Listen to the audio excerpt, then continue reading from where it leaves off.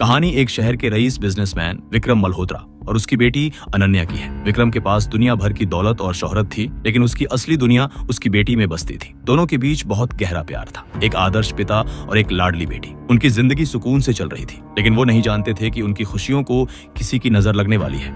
एक शाम अनन्या रोज की तरह घर से साइकिल लेकर टहलने निकली, लेकिन वापस नहीं लौटी।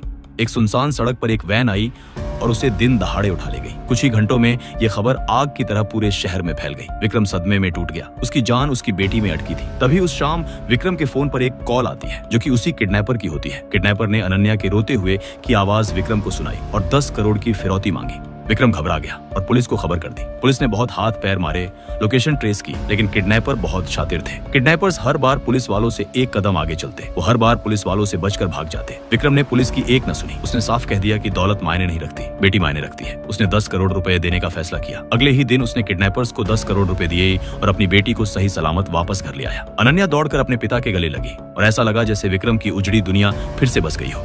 घर आकर अनन्या ने पुलिस को बताया कि किडनैपर कौन था। उसने एक हुलिया बताया, जिसके आधार पर पुलिस ने रोहित नाम के एक लड़के को गिरफ्तार कर लिया। रोहित एक गरीब लड़का था जो स्कूल से अनन्या को एक तरफा प्यार करता था। सबूत मिले, गवाही हुई और कोर्ट ने रोहित को 10 साल की सजा सुना दी। केस बंद हो गया। विक्रम खुश था कि उसकी बेटी सुरक्षित है और मुजरिम जेल में है, लेकिन केस संभालने वाले पुलिस अफसर को चैन नहीं था। उसने अपनी तसल्ली के लिए पुराने रिकॉर्ड्स खंगाले और तब एक भयानक सच सामने आया। जिस दिन अनन्या किडनैप हुई थी, उस दिन रोहित के फोन की लोकेशन शहर के बाहर की बता रही है। इसका मतलब जिस दिन अनन्या किडनैप हुई थी, उस दिन रोहित शहर में ही नहीं था, यानी रोहित किडनैपर हो ही नहीं सकता था।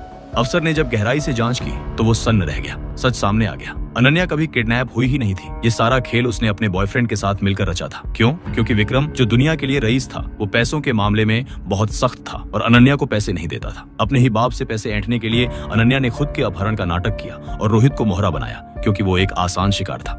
अब अफसर के सामने धर्म संकट खड़ा था। क्या वो उस पिता को जाकर बताए कि जिस बेटी के लिए उसने जान लगा दी, उसी ने उसे ठगा है? क्या वो एक हंसते खेलते परिवार को बर्बाद करे, या फिर सच को दबाकर एक बेगुनाह लड़के को जेल में सड़ने दे?